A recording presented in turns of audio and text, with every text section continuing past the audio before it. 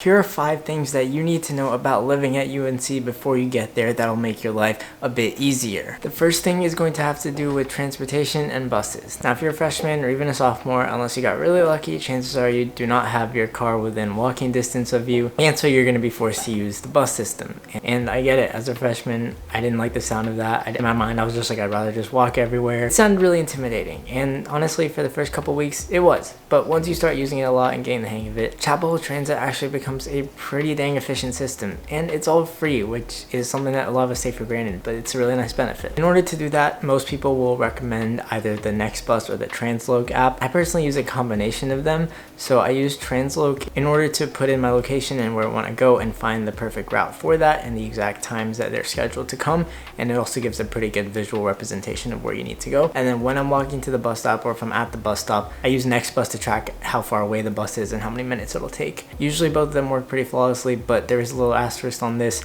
Most of the bus routes will have at least one prolonged stop per circle route that they do, meaning like a 5 to 6 minute break that bus drivers take at one of the stops. However, the apps do not account for this. So one of the most common locations for these stops is the RU. It'll take this break in Manning Lot, and so if you're waiting at the Ehringhaus bus stop, it'll say like 3 minutes away. And in reality, if you see that they're at that stop, you might have to add 5 or 6 minutes to that time, and that'll actually be when they get there.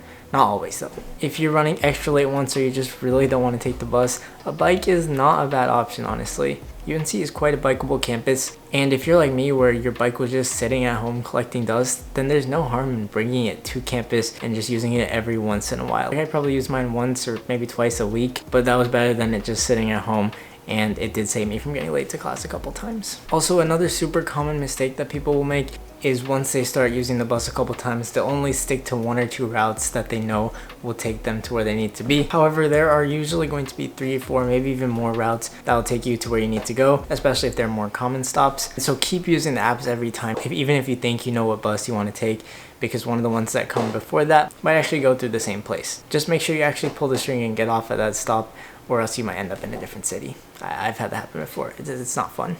The next thing has to do with UNC merchandise and the student stores. So the first few times you walk in there, you're going to be so tempted to buy so many things because it's your new home and you want to rep it. And I completely feel you there. If you have a bit of patience, I can almost guarantee you that there's going to be some point where you can buy whatever you want to buy for a lower price. First of all, use the free coupon that they give you at orientation, unless they didn't give those out this year, in which case this is awkward. But make sure you use that before anything else. And also, if you download the bookstore app, it should give you another 15 or 25% off. But other than that, once the year starts, they'll usually rotate a sale in and out roughly every single week. So one week it might be 25% off all champion stuff. The next week it might be 25% off all hats. And then some weeks they even do like 30% off already clearance stuff. It's a lot of random sales.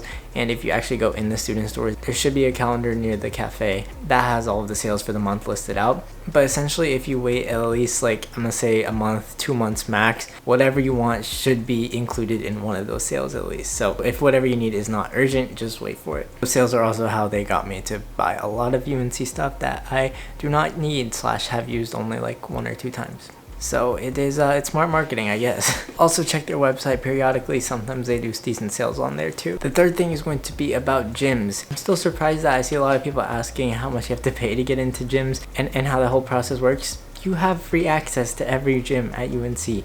Ram's Head, the SRC / Fetzer, Woolen Gym. All you have to do is just show your ID in the front and you're in. Usually you could just stay for however long you wanted and do whatever you want. This year it's slightly different to where they do have a reservation system online.